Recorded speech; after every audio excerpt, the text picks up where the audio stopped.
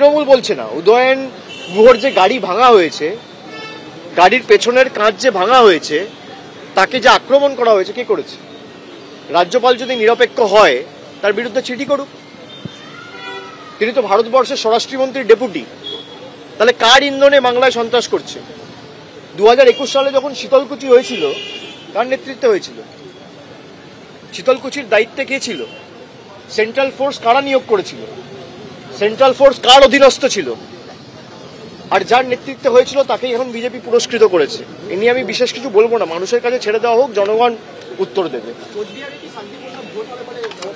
আমরা সবাই চাই কুচবিহার নয়, সর্বত্র শান্তিপূর্ণ ভোট হোক, এবং শান্তিপূর্ণ ভোট এরা একটা বাংলাকে কালিমালিপ্ত করার পরিকল্পনা বারবার নেয় যে বাংলায় সন্ত্রাস হয়। আপনি পঞ্চায়েতেও কেন্দ্রীয় বাহিনী দিয়ে ভোট করিয়েছেন, 2021-এ কেন্দ্রীয় বাহিনী দিয়ে ভোট হয়েছে, 19-এ ভোট হয়েছে, 16-এ ভোট হয়েছে, 14-এ ভোট হয়েছে, ফল কি? আমরা সর্বত্র চাইছি শান্তিপূর্ণ ভোট হোক, মানুষ নিজের ভোট দেবে। গণতান্ত্রিক উৎসবের মেজাজে মানুষ ভোট দেবে, নতুন উৎসাহ উদ্দীপনা নিয়ে। আর যারা মানুষের উপর ভরসা রাখতে পারছে না, তারা সন্ত্রাসের সাহায্য নিচ্ছে, তারা দুর্বৃত্তদের মাথায় তুলে রাখছে, তারা এলাকা অশান্ত করার পরিকল্পনা করছে। কেননা তারা জানে যে মানুষ যদি ভোট দিতে পারে এবং ভোট বাক্সে যদি মানুষের রায়ের সঠিক প্রতিফলন ঘটে, তাহলে এদেরকে খুঁজে পাওয়া যাবে না।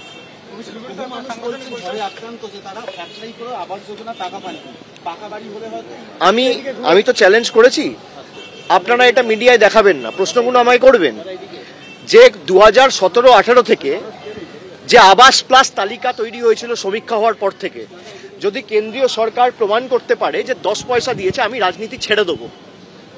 আজকে 16 দিন হয়ে গেছে, কুচবিহারের মাটি, জলপাইগুড়ির মাটি থেকে আমি চ্যালেঞ্জ করেছিলাম। আজকে 16 থেকে 17 দিন হয়ে গেছে, প্রমাণ করুক 10 পয়সা দিয়েছে। আবাসের বাড়ির নিয়ম কি? 60% টাকা দেয় কেন্দ্র, 40% টাকা দেয় রাজ্য। আবাসের এই 60% যেটা কেন্দ্রের দেওয়ার কথা, কেন্দ্র সরকার শ্বেতপত্র প্রকাশ করে বলুক যে আমি বাংলায় হারার পর, এবং আবাস প্লাসের সমীক্ষা যেটা 17-18 থেকে হয়েছে, 10 পয়সার যদি শ্বেতপত্র প্রকাশ করে, আমি রাজনীতি করব না।